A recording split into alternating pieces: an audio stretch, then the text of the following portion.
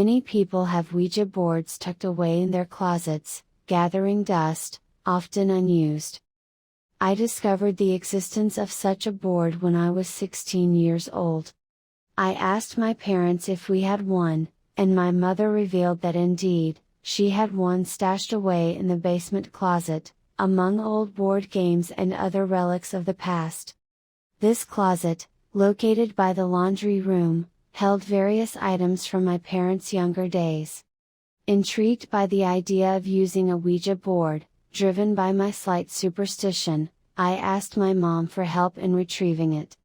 Carefully, we sifted through the closet's contents until we stumbled upon a dusty box with the word Ouija on it, adorned with two hands holding the planchette, the piece that moves around the board. The box showed signs of wear, even though my mom claimed they had only used it a few times. Excited and with a tinge of nervousness, I texted some friends to join me in a Ouija board session that weekend when I would be home alone, making the atmosphere even spookier. My friend Liam, who had a car, and his friend Jack agreed to come over around 9 p.m. It was a dark night, and my parents were away for a couple of nights, leaving my younger brother, Adam, and me at home. We decided to play in the converted loft, which served as my bedroom. After turning off the lights, we positioned a flashlight in the corner, pointing toward the board. All four of us gathered on one side, clutching the planchette, and began asking questions. None of us had experience with Ouija boards, so we started with basic queries. I asked if there was someone there, and to our astonishment, the planchette moved to spell yes. Curiosity fueled our questions further, and when Adam asked about the entity's age, it spelled out 67. We exchanged skeptical glances but played along. We took turns posing questions until I asked if it was a demon, and it ominously spelled out yes. Just as we laughed off the response, the flashlight suddenly turned off, plunging us into darkness. Fear gripped us as we wondered who had turned it off. We couldn't find a logical explanation. I crawled over to the flashlight, pressing the button repeatedly, but it refused to come back to life. Frustrated and frightened, I switched on my bedside lamp, revealing the terrified expressions on my friends' and brothers' faces. The coincidence of the flashlight dying at that precise moment was unsettling.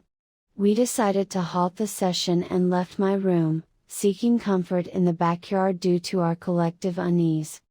We couldn't bear staying inside the house after that eerie event. That night, I had to sleep in my room, and although I eventually returned to normal sleeping habits, that unsettling experience with the Ouija board remained etched in my memory, dissuading me from ever using one again.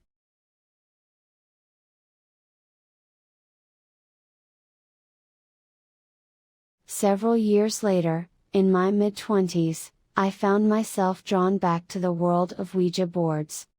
My friend George briefly dated a girl named Mandy, who had an interest in the supernatural and frequently explored abandoned and allegedly haunted places. One evening, George invited me to join them and Mandy's friend Carly on a late-night excursion to an abandoned house rumored to be haunted. Lured by the promise of an attractive companion, I agreed to go. George picked me up at around 11 p.m., and we drove to a park where we met Mandy and Carly. While I had met Mandy once before, Carly was a stranger to me. She had striking red hair, a nose ring, and a sleeve tattoo on her right arm. Mandy had visited the house previously and claimed it was highly active, a term I hadn't encountered before but could deduce the meaning of. I couldn't help but smile at the thought, as I wasn't particularly superstitious. Mandy, however, had a surprise in store for George, which turned out to be the inclusion of a Ouija board in our adventure. The idea didn't particularly excite me, but I was there for the experience. After George parked the car near a dark, unlit street, we navigated through a wooded area to reach the house's backyard. Once inside, We roamed through the decrepit, furniture-filled rooms that had likely been untouched for decades. Old portraits adorned the walls, depicting people from the 1950s, which piqued my curiosity about the house's history. Most likely, the previous occupants had passed away with no remaining family to claim the property. Mandy set up the Ouija board on the floor and lit 2 candles, displaying her genuine enthusiasm for the supernatural. She led the session, asking a series of spiritual questions. Initially, the planchette remained motionless, prompting laughter and skepticism among us. However, as the session continued, the planchette began to move, spelling out responses. Although I suspected one of the girls was manipulating it, we all played along. Things took a sinister turn when I asked if the entity was a demon, and the planchette spelled out yes. Laughter ceased, and our unease grew. Suddenly, the flashlight in the room turned off, plunging us into darkness. We were left bewildered and scared, unable to explain the phenomenon. The timing of the flashlight's failure sent shivers down our spines, leading us to question whether it was mere coincidence. We decided to end the session, venturing outside to escape the eerie atmosphere within the house. That unsettling Ouija board experience continued to haunt my memories, dissuading me from any further involvement with such paranormal pursuits.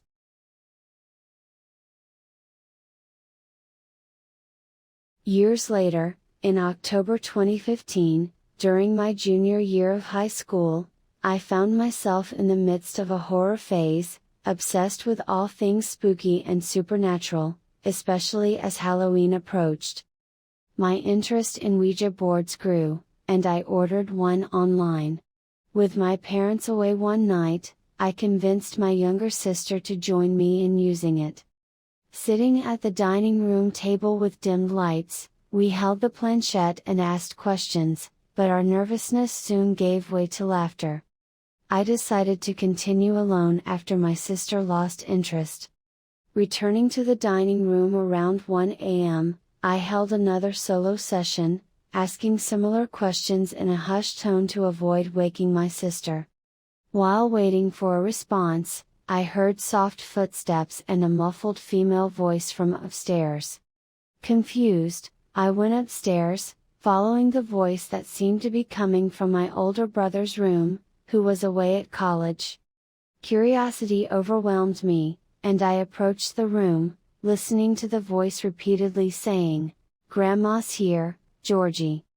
The voice, unmistakably my deceased grandmother's, sent shivers down my spine. I opened the door, turned on the light, and found the room empty. The voice had vanished. Terrified, I retreated to my room, locking the door and struggling to sleep.